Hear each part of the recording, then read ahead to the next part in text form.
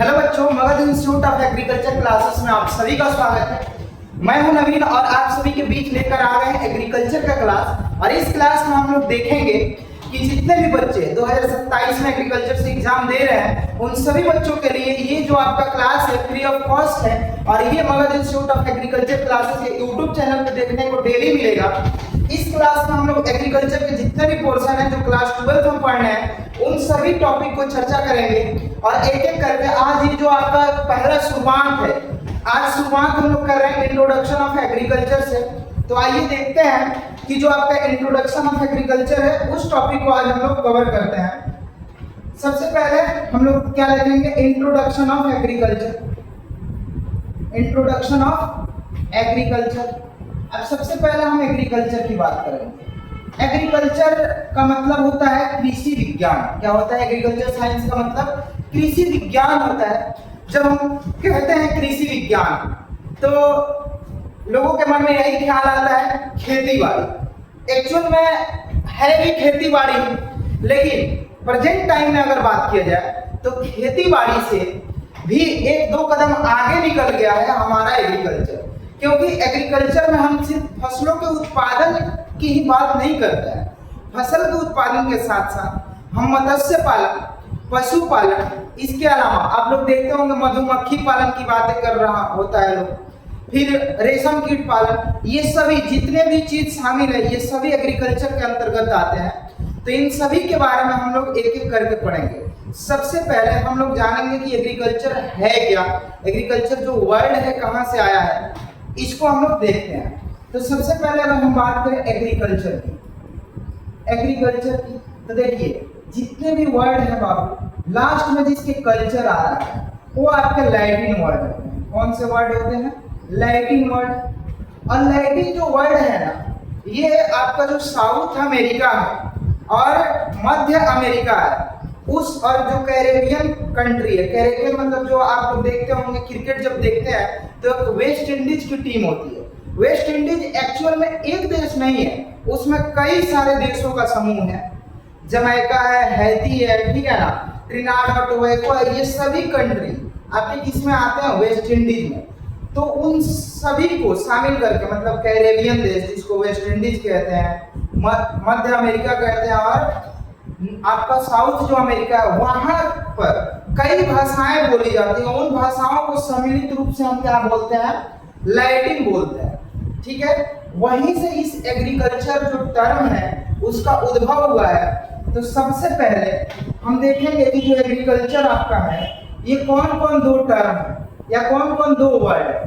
तो एक तो है बाबू आपका एगर या एग्री, एक क्या है? एगर या एग्री, और दूसरा है कल्चर या कल्चरा, कल्चर या कल्चरा।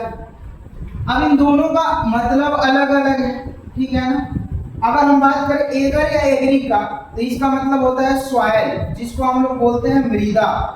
सॉइल जिसको हम क्या बोलते हैं? मृदा। जो आपके पृथ्वी के अपर मोस्ट लेयर होते हैं उसी को हम क्या बोलते हैं? सॉइल बोलते हैं। और कल्चर या कल्चरा का मतलब होता है टू कल्टीवेशन। क्या होता है? To cultivation. अब टू कल्टीवेशन का मतलब होता है यूज या कर्षण, ठीक है ना, कर्षण या उपयोग, कर्षण या उपयोग। तो जब हम मृदा का उपयोग करके हम अपनी आवश्यकताओं की पूर्ति करते हैं, जो भी हमारी प्राइमरी आवश्यकताएं हैं। क्या आवश्यकताएं हैं हमारी प्राइमरी?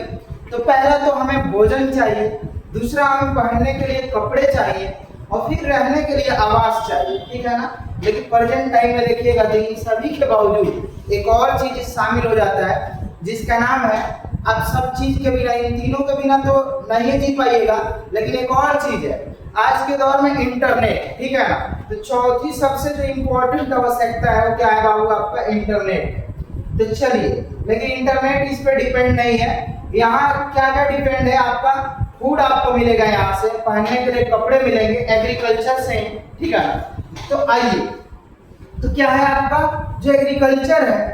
तो सबसे पहले हम लोग लिख लेते हैं एग्रीकल्चर जो आपके टर्म है, एग्रीकल्चर टर्म या वर्ड भी यहाँ पर बोल सकते हैं। एग्रीकल्चर टर्म या वर्ड डिराइव्ड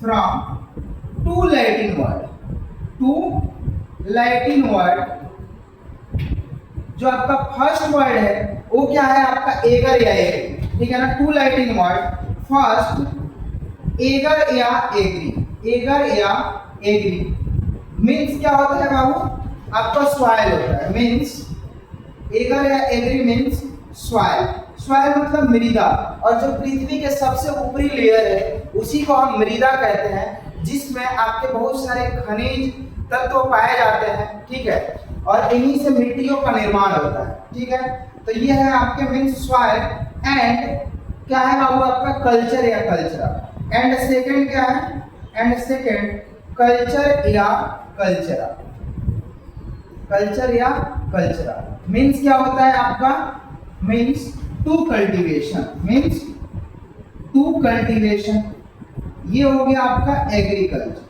मतलब कि हम सॉइल का उपयोग करके, ठीक है ना, जब हम अपनी आवश्यकताओं की पूर्ति करते हैं उसी को हम क्या बोल देते हैं बाबू, एग्रीकल्चर कहते हैं। तो इतना आप लोग इसको लिख लीजिए, ठीक है ना। उसके बाद आइए नेक्स्ट हम लोग चलते हैं एग्रीकल्चर का डिफिनीशन की बात करेंगे, ठीक है ना। ये तो एक उसका क्या हो गया आपका इंट्रो वाला पार्ट हो गया, मतलब एग्रीकल्चर जो वर्ड है वो किन किन चीजों से मिलकर बना है, ठीक है। अब हम लोग पढ़ेंगे जो आपका एग्रीकल्चर का डिफिनीशन क्या है, ठीक है ना। तो यहाँ पे लिखते हैं definition.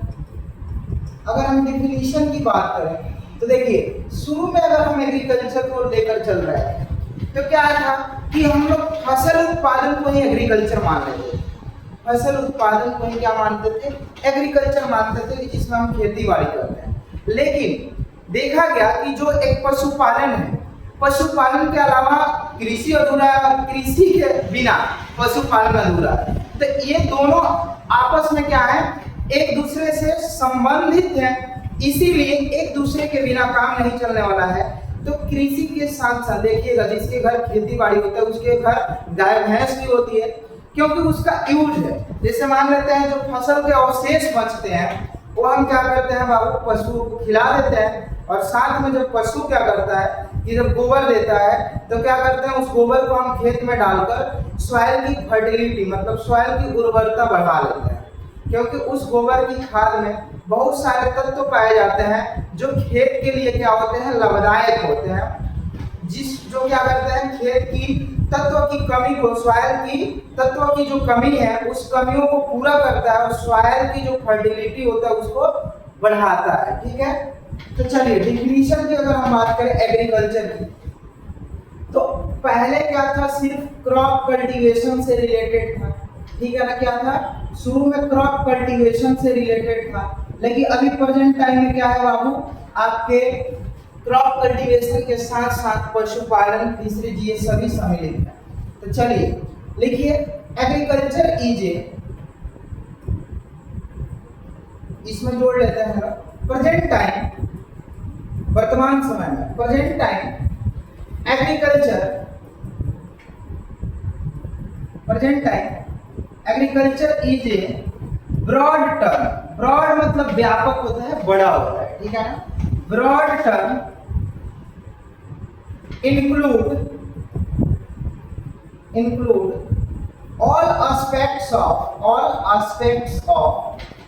Crop cultivation, all aspects of मतलब क्रॉप कल्टीवेशन के जितने भी चीजें हैं वो सभी शामिल है इसमें, ठीक है ना।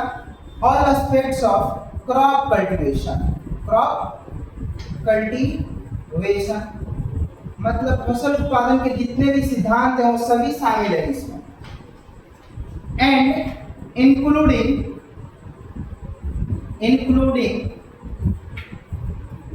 पर्सेनिंग टू लाइव स्टॉक मतलब पशुधन कहते हैं, क्या कहते हैं बाबू, पशुधन, livestock, fisheries, beekeeping का मतलब मधुमक्खी पालन, बी कीपिंग। इसके अलावा आपका क्या हो जाएगा, सेरीकल्चर, बी कीपिंग को हम क्या बोलते हैं बाबू, एपीकल्चर के नाम से जानते हैं, सेरीकल्चर। एंड फॉरेस्ट्री जिसमें हम वन को लगाते हैं, फॉरेस्ट्री ETC, ठीक है ना। मतलब कि जो आपका एग्रीकल्चर टर्म है, यहाँ पे हिंदी में भी लिख लेते हैं, ठीक है ना। वर्तमान समय में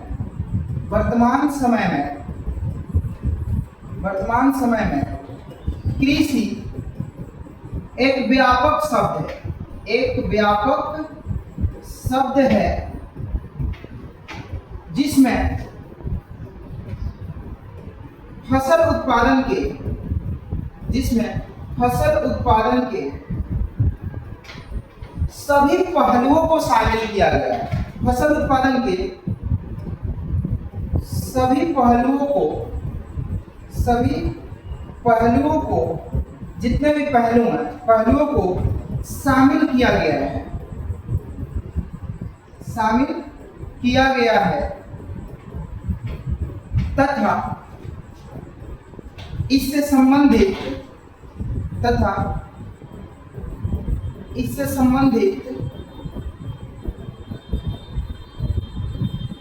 पशुधन या पशुपालन लिख सकते हैं। पशुपालन, उसके बाद क्या है आपका मत्स्य पालन, उसके बाद आपका है बाबू मधुमक्खी पालन, और फिर है आपका रेशम कीट पालन, जिससे हम लोग क्या बनाते हैं, कई प्रकार के सिल्क साड़ियों का निर्माण करते हैं। रेशम कीट से क्या होता है, रेशम बनता है। एंड और वानिकी को भी शामिल किए हैं, वानिकी को भी शामिल किया गया है, वानिकी को भी शामिल किया गया है। देखिए, तो यही है आपका एग्रीकल्चर। क्या है बाबू आपका एग्रीकल्चर, यही है, ठीक है। अब देखिए, अगर हम बात करें कि जो आप लोगों का क्लास चल रहा है, एक तो ऑफलाइन क्लास चल रहा है जो कि 15 मई से चालू हुआ था। जो आपका न्यू बैच चालू होने वाला है वो है 15 जून से स्टार्ट होने वाला है, जो 12 क्लास के बच्चे हैं। और जो 11th के बच्चे पढ़ना चाहते हैं उन लोगों के लिए 1 जुलाई से न्यू बैच चालू होने वाला है। और ये ऑनलाइन जो क्लासेस चलेगा, इसमें अभी आप लोग को ये रिकॉर्डेड वीडियो आपको राइस क्रॉप तक मिलेगा। और उसके बाद जैसे ही वीट पढ़ाएंगे, क्योंकि वीट जब चालू करेंगे ऑफलाइन में, तो ऑफलाइन में उस क्लास को हम लोग लाइव करके देखेंगे और उसमें लाइव क्लास ही चलेगा। अभी प्रेजेंट टाइम में अभी आप लोग इसको रिकॉर्डेड वीडियो से पढ़ लीजिए, ठीक है ना। और ये जितने भी आपको पीडीएफ और नोट्स हैं आपके ग्रुप में, एक हम लोग को डिस्क्रिप्शन में लिंक दिए होंगे, ठीक है ना। वहां पे व्हाट्सएप ग्रुप है, वहां से जाकर आप ज्वाइन कर सकते हैं। नहीं तो आपका वहीं पे आपका टेलीग्राम चैनल है, उसको भी आप ज्वाइन कर सकते हैं, वहां पे आपका चला जाएगा, ठीक है ना, जितने भी पीडीएफ और नोट्स होंगे। चलिए, तो ये आप समझ गए कि एग्रीकल्चर है क्या, ठीक है। अब हम बात करेंगे कि जो एग्रीकल्चर का डेवलपमेंट हुआ वो कैसे हुआ। तो हेडिंग डालते हैं development of agriculture, development of agriculture. और देखिए, ये क्लास आपका हिंदी और इंग्लिश दोनों माध्यम में चलेगा, ठीक है ना। डेवलपमेंट ऑफ एग्रीकल्चर, कृषि का विकास कैसे होगा, ठीक है ना। अब कृषि के विकास के बारे में पढ़ते हैं। कृषि का विकास, अगर हम कृषि का विकास की बात करें तो कृषि का विकास 2 चरणों में हुआ है। कितने चरणों में हुआ है बाबू? 2 चरणों में हुआ है। जो पहला चरण था वो था primary agriculture development, primary agriculture development. इसको हम प्रारंभिक कृषि विकास बोलते हैं, प्रारंभिक कृषि विकास बोलते हैं। अगर हम प्रारंभिक कृषि विकास की बात करें तो इसमें शुरू में जो लोग थे हंटिंग एरा में थे, ठीक है ना, पशुओं को शिकार करके खाते थे, प्रारंभिक कृषि विकास। और दूसरा जो है, इस प्रारंभिक कृषि विकास जो था, ये कृषि के विकास काफी धीमी गति से चल रहा था इसमें, ठीक है ना। लेकिन एक दूसरा जो आता है जिसका नाम है मॉडर्न एग्रीकल्चर डेवलपमेंट। इस मॉडर्न एग्रीकल्चर डेवलपमेंट ने कृषि को मतलब तेज गति से विकास करने में सहायक किया, ठीक है। तो ये है आपका modern agriculture development, modern agriculture development. अब चलिए, मॉडर्न एग्रीकल्चर डेवलपमेंट में भी हम लोग देख लेते हैं थोड़ा क्या हुआ। इसको हम बोलते हैं आधुनिक कृषि विकास। आधुनिक का मतलब क्या होता है बाबू? आधुनिक कृषि विकास। आधुनिक कृषि विकास, आधुनिक मतलब वर्तमान समय में, ठीक है। चलिए, आधुनिक मतलब नया, ठीक है। अब आ जाइए, अगर हम प्राइमरी एग्रीकल्चर डेवलपमेंट की बात करें बाबू, तो इसमें 3 चरणों में इसका विकास होता है। एक था आपका शुरू का हंटिंग एरा, क्या था? Hunting era. हंटिंग एरा को हम बोलते हैं शिकार युग। कौन सा युग? शिकार युग। जो मनुष्य था शुरू में, जो पाषाण काल के मनुष्य थे, वो क्या करते थे? शिकार करते थे, ठीक है ना। क्या करते थे बाबू? शिकार करते थे और पशुओं को मारकर कच्चे मांस को खाते थे, ठीक है। अब ये कच्चे मांस को जब खाते थे तो ये उस टाइम शिकार युग के रूप में ये क्या होता है? जाना जाता है। सॉरी, इसको क्या कहते हैं? शिकार युग, क्योंकि इसमें जितने भी लोग थे वो शिकार पे ही डिपेंड। दूसरा है आपका पास्चर एरा।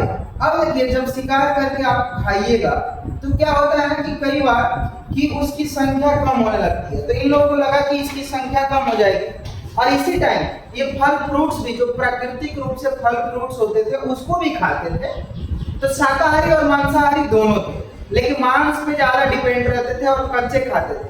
लेकिन एक बार क्या हुआ कि पत्थर के रगड़ से जंगलों में आग लगा, और जब जंगलों में आग लगा तो बहुत सारे जानवर झुलस गए, जल गए। अब जब जले हुए, क्योंकि जब आपको अब जिंदा नहीं मिलेगा तो जला हुआ ही खाइएगा। जब क्या होता है कि जब आप भी कभी खाना बनाते हैं खुद से, बहुत सारे पटना में रहकर पढ़ने वाले बच्चे, तो क्या होता है कभी कभी जल जाता है चावल, ठीक है ना। तो चावल जल जाता है तो अब वो दूसरा नहीं बनाते हैं, सोचते हैं कि टाइम वेस्ट करना, फिर क्या करना है कि दूसरा कैसे बनाए, तो उसी जले हुए चावल को खा लेते हैं और कहते हैं चलो ठीक ही था, ठीक है ना, अपने से बनाया हुआ सब चीज ठीक लगता है। तो इन लोगों को मजा आया, जब क्या हुआ कि जला हुआ मांस खाए तो इन लोगों को मजा आया और स्वाद एक अच्छा आया, ठीक है। अब क्या हुआ कि वहीं से कंसेप्ट आता है कि अब देखते हैं अभी क्या है कि लॉलीपॉप खाता है सब, चिकन का फ्राई, ये फ्राई वो फ्राई, ठीक है ना, हाफ बॉयल, मतलब गजब अलग अलग प्रकार का क्या है मांस का आपको ढेर मिल रहा है। उसके बाद आता है पास्चर एरा। जब देखें कि पशु कम मच रहा है तो अब पशुपालन शुरू किया गया, और शुरू में पशुपालन मांस के लिए ही शुरू किया गया। पशुपालन शुरू में पशुपालन को किस लिए? मांस के लिए ही, लेकिन बाद में देखा गया कि इनसे हम लोग दूध भी निकाल सकते हैं, इन पशुओं से हम कुछ काम भी ले सकते हैं। तो आप लोग देखते थे पहले बैल से खेत की जुताई किया जाता था, बैल से जो टायर हुआ करता था, एक जगह से दूसरे जगह सामान ढोने के लिए भी यूज किया जाता था। तो ये पशुपालन एरा। अब पशुपालन एरा आया ना, तो सबसे पहले किस पशु का पालन शुरू हुआ, ये क्वेश्चन भी पूछ देता है बाबू। तो देखिए, सबसे पहले डॉग का पालन शुरू किया गया, लेकिन डॉग को इसलिए पाला गया क्योंकि उसके लिए शिकार में सहायक है, ठीक है ना। तो चलिए, सबसे फर्स्ट डोमेस्टिकेटेड एनिमल कौन सा है? First domesticated animal. तो अगर पूछेगा फर्स्ट डोमेस्टिकेटेड एनिमल तो क्या बताइएगा आप? डॉग बताइएगा। और डॉग जो है ये आपके 10,000 BC, मतलब ईसा मसीह के जन्म से 10,000 साल पहले डॉग का पालन शुरू हुआ। और ये ईरान और इजराइल, अभी तो लड़ाई चल रहा था ना ईरान और इजराइल में, जिसमें अमेरिका भी शामिल था, ठीक है ना। तो वहीं पे सबसे पहले हंटिंग के लिए, शिकार करने के लिए डॉग का पालन शुरू हुआ। और आज भी लोग देखते हैं कि डॉग को क्या करते हैं, आज भी पालते हैं, भरोसा करते हैं डॉग पे, ठीक है ना। एक व्यक्ति से ज्यादा भरोसा किस पे शहर वाले करते हैं? डॉग पे करते हैं, ठीक है ना। और नाम रखता है ऐसा ऐसा डॉग का कि उसको ऐसा नाम मतलब अपने बच्चे का भी नहीं रखता, ठीक है ना, मतलब समझ लीजिए अलग अलग ही टाइप का, ठीक है। उसके बाद आती है, तो ये है पहला एनिमल। अगर हम सेकंड की बात करें, सेकंड डोमेस्टिकेटेड एनिमल, तो वो है आपका सीप। कौन सा है? सीप। सीप मतलब भेड़। ये 8700 BC में इसका पालन शुरू हुआ।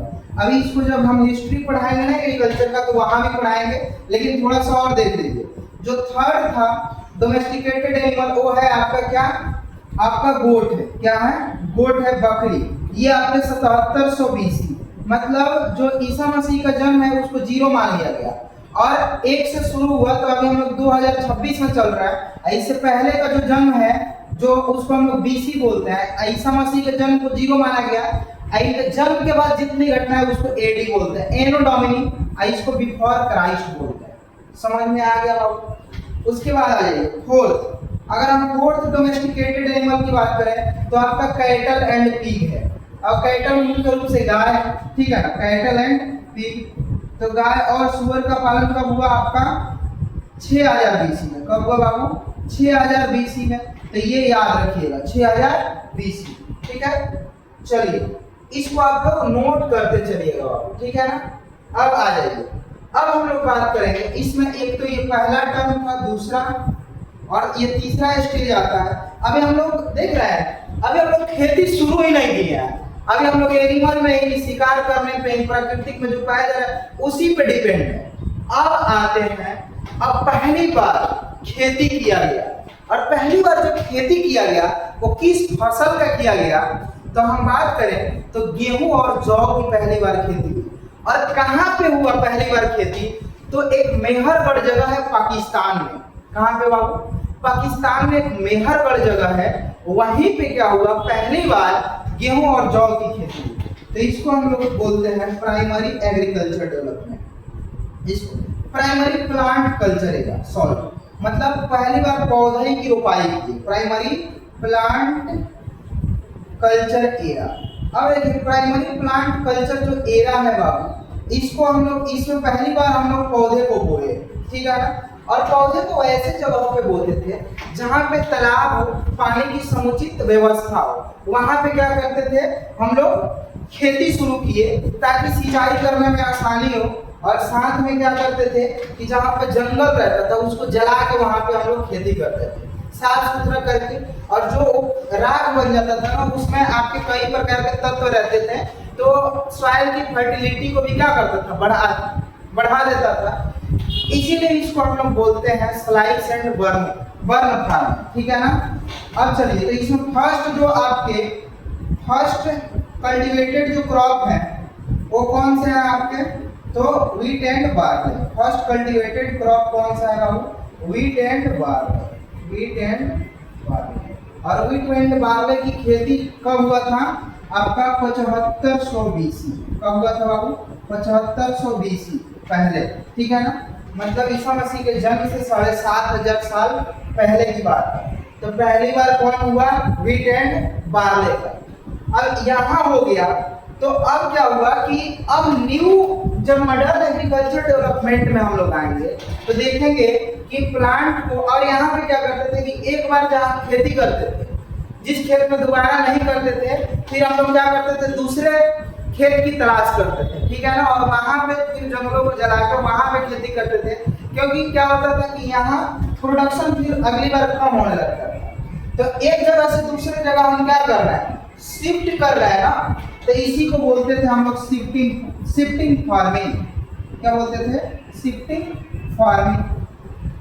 चलिए अब हम लोग बात करेंगे जो आपका आधुनिक एग्रीकल्चर डेवलपमेंट है।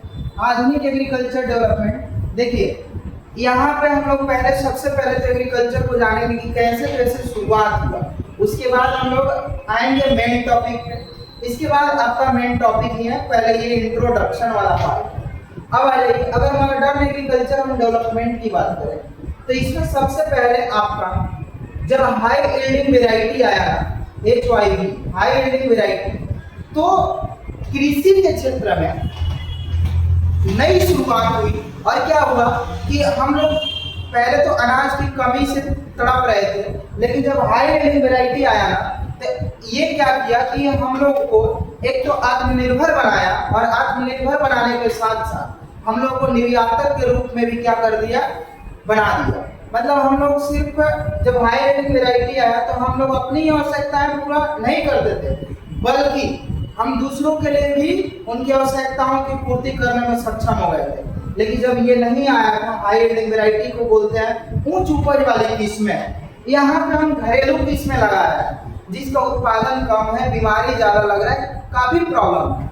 हाई यील्डिंग वेराइटी में ये क्या होता था कि हम कम क्षेत्र में भी बोके काफी ज्यादा उत्पादन कर लेते थे, ठीक है ना।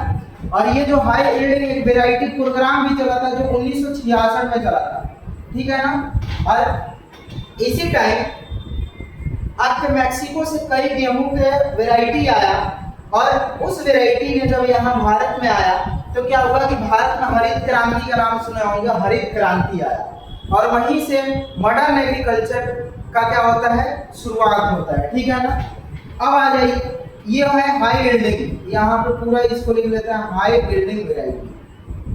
ये मॉडर्न एग्रीकल्चर का पहला पार्ट, हाई बिल्डिंग वैरायटी। दूसरा क्या है, दूसरा अब देखिए, अब हाई बिल्डिंग वैरायटी आने के लिए तो आ गया, लेकिन काम करने के लिए जो मजदूर होते थे कम मिलते थे, या उन लोगों को काफी आइडिया नहीं रहता था, मिलते भी थे तो टाइम से नहीं मिल पाते थे।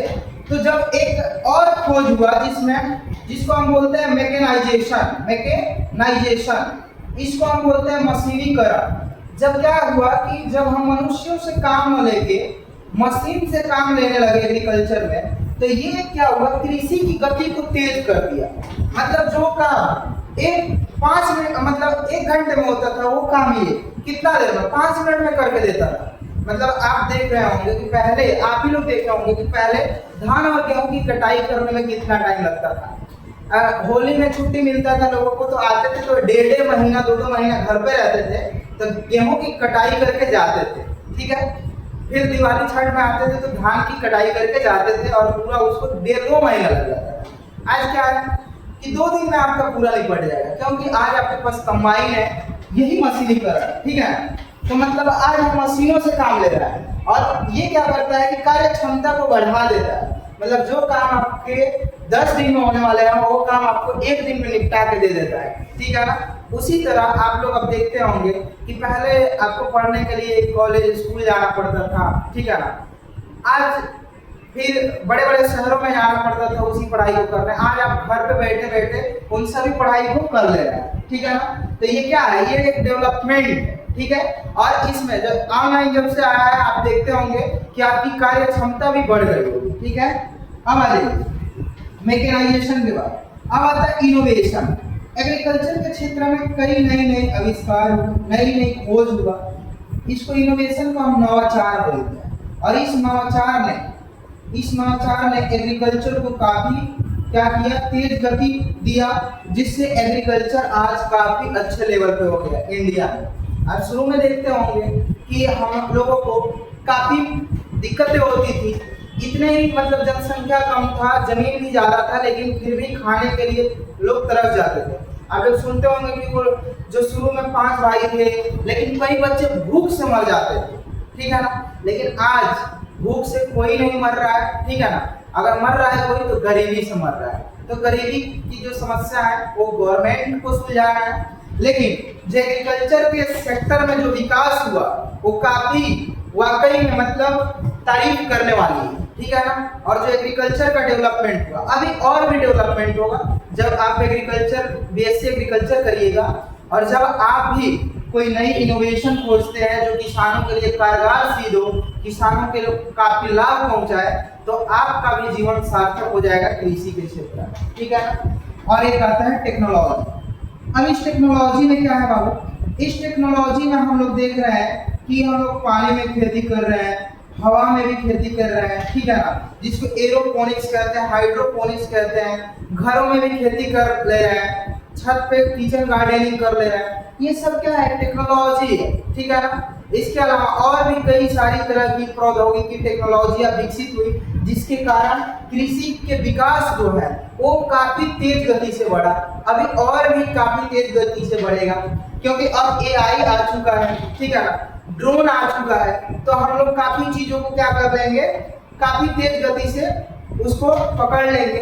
तो ये था आपका एग्रीकल्चर डेवलपमेंट। ठीक है ना। कृषि का विकास ऐसे ऐसे हुआ, और आज हम लोग जिस मोड़ पे खड़े हैं, इस मोड़ पे आपको किसी भी चीज की कमी नहीं है एग्रीकल्चर के फील्ड में। ठीक है ना। आपको हर मौसम में सब्जियां मिल रहा है। टेक्नोलॉजी वही ना है जी कि आपकी ठंडी में उगने वाली सब्जियां भी गर्मी में मिल रही है, गर्मी में उगने वाली सब्जियां भी आपको ठंडी में मिल रही है। गोभी पहले आप अप्रैल में खाते थे, नहीं, अब अप्रैल में गोभी भी मिल रहा है आपको, पत्ता गोभी भी मिल रहा है। तो क्या है, ये सभी टेक्नोलॉजी है, नई इनोवेशन है, इसके आधार पर ये सब आपको मिल रहा है। अब हम बात करेंगे एग्रीकल्चर के ब्रांचेस को लेकर। किसको? हम एग्रीकल्चर के ब्रांचेस को लेकर। तो हेडिंग डाल लीजिए branches of agriculture. Branch of agriculture मतलब जो कृषि की शाखाएं हैं, ब्रांच ऑफ एग्रीकल्चर। अगर हम ब्रांच ऑफ एग्रीकल्चर की बात करें तो इसमें जो आपकी कृषि की शाखाएं हैं, तो कृषि की शाखा को हमने पहले ही बताया कि शुरू में हम कृषि उसी को समझते थे जिसमें हम फसलों के उत्पादन करते हैं, ठीक है ना, फसलों को उगाते हैं। तो आइए, पहला है आपका प्लांट साइंस। एग्रीकल्चर में हम लोग क्या पढ़ते हैं? प्लांट साइंस, ठीक है। दूसरा क्या पढ़ते हैं हम? एनिमल साइंस के बारे में। किसके बारे में? एनिमल साइंस के बारे में। तो इसको हम लोग पढ़ लेते हैं पहले। अब देखिए, मतलब ये है आपका पादप विज्ञान, जिसमें हम पौधों के बारे में पढ़ेंगे, और वो है आपका जंतु विज्ञान, ठीक है ना। क्या है? जंतु विज्ञान। तो इस दोनों को अलग अलग करके हम लोग देखते हैं, और ये यही आपका जो ब्रांच है, यही इसको आप सब्जेक्ट के रूप में पढ़ेंगे क्लास 11 में और क्लास 12। तो आइए, सबसे पहले अगर हम बात करें प्लांट साइंस की, तो इसमें आपका आता है एग्रोनॉमी। एग्रोनॉमी जो है आपका 12th क्लास में आएगा, ठीक है ना। इसको हम हिंदी में सस्य विज्ञान कहते हैं। क्या कहते हैं? सस्य विज्ञान। और कृषि में सबसे पहले इसी का विकास हुआ था, एग्रोनॉमी का, क्योंकि हमने देखा कि पहली बार गेहूं और जौ की हम खेती शुरू किए थे, और जो एग्रोनॉमी में ही हम गेहूं और जौ के बारे में पढ़ते हैं, फसल के बारे में पढ़ते हैं, ठीक है। दूसरा आपका है हॉर्टिकल्चर। दूसरा क्या है आपका? हॉर्टिकल्चर। इसमें हम उद्यान विज्ञान की बात करते हैं। किसकी? उद्यान विज्ञान की। उद्यान विज्ञान, इसमें हम फल, सब्जी और फ्लावर और मसालों के बारे में पढ़ते हैं, और आपके सुगंधित फसल और इसके अलावा औषधीय प्लांट के बारे में, ठीक है ना। ये भी आपको क्लास 12 में पढ़ना है। तो ये दोनों कहाँ पढ़ना है? क्लास 12 में पढ़ना है। अब आ जाइए, इसके बाद है प्लांट पैथोलॉजी। क्या है? Plant pathology. जो आपके पौधों में रोग लगते हैं, पौधों में रोग लगते हैं, उन रोगों को हम लोग जानेंगे, और उस रोग क्यों लगा है, उसका मैनेजमेंट क्या है, ये सब चीजें जानेंगे। पादप रोग विज्ञान। तो देखिए, आप जब एग्रीकल्चर पढ़ते हैं ना बाबू, तो आप एक खुद प्लांट के डॉक्टर बन जाते हैं, ठीक है ना। तो देखिए, आप प्लांट के डॉक्टर बनिए, और ये प्लांट के डॉक्टर तो काफी मतलब क्या है, प्लांट तो बोल नहीं पाएगा कि हमको हुआ क्या है, आप उसको देख के बताइएगा कि इसको हुआ क्या है, ठीक है ना। लेकिन मान लेते हैं ह्यूमन का डॉक्टर आसान है कि चलिए आपने बताया कि सर दर्द कर रहा है, ये हो रहा है, तो आपने दवा दे दी, लेकिन यहाँ पे तो ये बोलेगा भी नहीं। तो एग्रीकल्चर अपने आप में वाकई में बहुत अच्छा सब्जेक्ट है। इस सब्जेक्ट को एकदम अच्छे से पढ़ने की जरूरत है। अब चलिए, उसके बाद है आपका plant genetics and breeding. Plant genetics and breeding, genetics and breeding, ठीक है। इसमें हम लोग नए नए प्रकार के, इसके तो पहले तो हम लोग प्लांट के पादप आनुवंशिकी के बारे में पढ़ते हैं, और साथ में कैसे ब्रीडिंग कराना है, एक नई वैरायटी को कैसे डेवलप करना है, इसी में हम लोग पढ़ते हैं, ठीक है ना। उसके बाद है, ये दोनों पढ़ना है आपको किस क्लास में बाबू? आपको 11th में, ठीक है ना। उसके बाद एक है आपका सॉइल साइंस। क्या है? सॉइल साइंस प्लांट और सॉइल के बीच रिलेशन को पढ़ते हैं, और सॉइल का निर्माण कैसे हुआ है, उसका ओरिजिन कैसे हुआ है, ये पढ़ते हैं, ठीक है ना। सॉइल साइंस, जिसको हम क्या बोलते हैं बाबू? मृदा विज्ञान। ये आपके सभी क्या हैं? आपके ब्रांच हैं एग्रीकल्चर के। ये तीनों आपके 11th के पार्ट हैं। किसके पार्ट हैं? तीनों 11th के पार्ट हैं। अब आ जाइए, उसके बाद क्या है आपका? एग्रीकल्चर बॉटनी है। एग्रीकल्चर बॉटनी है, ठीक है ना, जिसमें हम कृषि वनस्पति के बारे में पढ़ते हैं। कृषि वनस्पति के बारे में पढ़ते हैं, ठीक है ना, जो आप बायो में ही पढ़ लीजिएगा, ठीक है ना। उसके बाद आपका क्या है?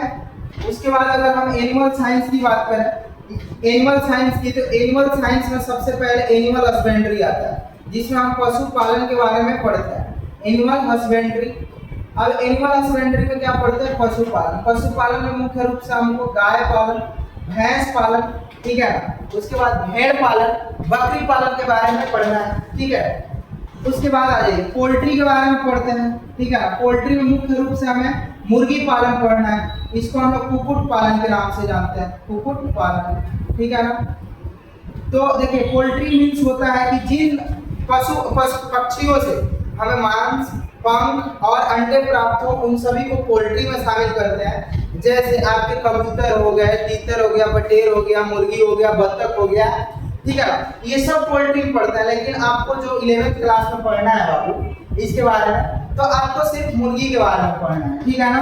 अब चलिए उसके बाद है एंटोमोलॉजी। एंटोमोलॉजी में हम लोग पढ़ते हैं, ये 11th में ही पढ़ना है, ये तीनों जो देख रहे हैं 11th में ही पढ़ना है। इसमें हम इंसेक्ट के बारे में पढ़ते हैं। किसके बारे में? इंसेक्ट के बारे में, जो फसल में कौन कौन से इंसेक्ट लग रहे हैं, ठीक है। इसको हम कीट विज्ञान कहते हैं। क्या कहते हैं आप? कीट विज्ञान। तो इसके बारे में हम लोग स्टडी करेंगे, ठीक है। ये तीनों 11th का पार्ट, ठीक है। अब चलिए उसके बाद है आपका एंटोमोलॉजी के बाद आपका फिशरीज है, ठीक है ना। फिशरीज ये भी 11th का पार्ट है, मत्स्य पालन। क्या है? मत्स्य पालन। यहाँ से क्वेश्चन काफी कम रहता है, ठीक है। मत्स्य पालन, इसके अलावा और भी चीजें हैं, रेशम कीट पालन, मधुमक्खी पालन, लेकिन आप लोग के आपके सिलेबस में नहीं, ठीक है ना। लिख लीजिए पहले, ठीक है। एपीकल्चर, एपीकल्चर, एपीकल्चर, इसको हम क्या बोलते हैं? मधुमक्खी पालन। ये पूछ देता है कि मधुमक्खी पालन को क्या कहते हैं? एपीकल्चर। उसके बाद है सेरीकल्चर, इसको हम रेशम कीट पालन कहते हैं। क्या कहते हैं? रेशम कीट पालन, रेशम कीट पालन। ये आपके हैं। उसके बाद आपके कुछ नए पार्ट में सोशल साइंस के पार्ट जुड़ गए हैं। कौन से पार्ट? सोशल साइंस के पार्ट। इसमें हम लोग सामाजिक विज्ञान के बारे में पढ़ते हैं। सॉरी, ये सवाल लिख दिया, सोशल यहाँ कर लीजिए, सोशल साइंस, जिसको हम सामाजिक विज्ञान। इसमें हम किसान की आर्थिक समस्या को जानेंगे, ठीक है ना, कि उनकी आर्थिक समस्याएं क्या क्या है, ठीक है ना। तो इसको हम लोग कृषि अर्थशास्त्र में पढ़ते हैं, एग्रीकल्चर इकोनॉमिक, जो आपके क्लास 12th में पढ़ना है। कहाँ पढ़ना है बाबू? क्लास 12th में पढ़ना है। उसके बाद हम लोग किसानों के जो उनकी ग्रामीण सामाजिक व्यवस्था है उसके बारे में जानेंगे, ठीक है ना। तो ये हम लोग पढ़ते हैं एक्सटेंशन एजुकेशन में। कहाँ पढ़ते हैं? एक्सटेंशन एजुकेशन में पढ़ते हैं, प्रसार शिक्षा में पढ़ते हैं, ठीक है ना। प्रसार शिक्षा में हम लोग नई नई आइडियाज को भी किसानों तक कैसे पहुंचाना है, ये सब इसी में पढ़ते हैं। तो ये आपके हो गए ब्रांच ऑफ एग्रीकल्चर। इसी के साथ हम लोग अब एक एक करके पढ़ेंगे। जो क्लास 12 के बच्चे हैं उन लोगों के लिए इकोनॉमी शुरू हो गया है, और जो आपका ऑनलाइन क्लास है वो लाइव क्लास 5 जून से होगा, और अभी ये रिकॉर्डेड क्लास आप लोग पढ़ लीजिए, ठीक है ना। उसके बाद जो 11th के बच्चे हैं उन लोगों का जो ऑनलाइन क्लास है और ऑफलाइन, ठीक है ना। ऑफलाइन तो 1 जुलाई से चालू होगा 11th क्लास के बच्चों के लिए, और आप जो 12th के बच्चे हैं, कौन से? जो 12th वाले बच्चे हैं उन लोगों के लिए एक ओल्ड बैच चल रहा है। ओल्ड बैच जो है आपका 15 मई से चल रहा है, ठीक है ना। और जो न्यू बैच आपका चलने वाला है, स्टार्ट होने वाला है, वो है आपका 15 जून से स्टार्ट होगा, ठीक है ना। क्योंकि आप लोग के पास समय कम है जो 12th के बच्चे हैं। चलिए इसी के साथ क्लास को खत्म करते हैं, मिलते हैं आप लोगों से नेक्स्ट क्लास में। जय हिंद, जय भारत।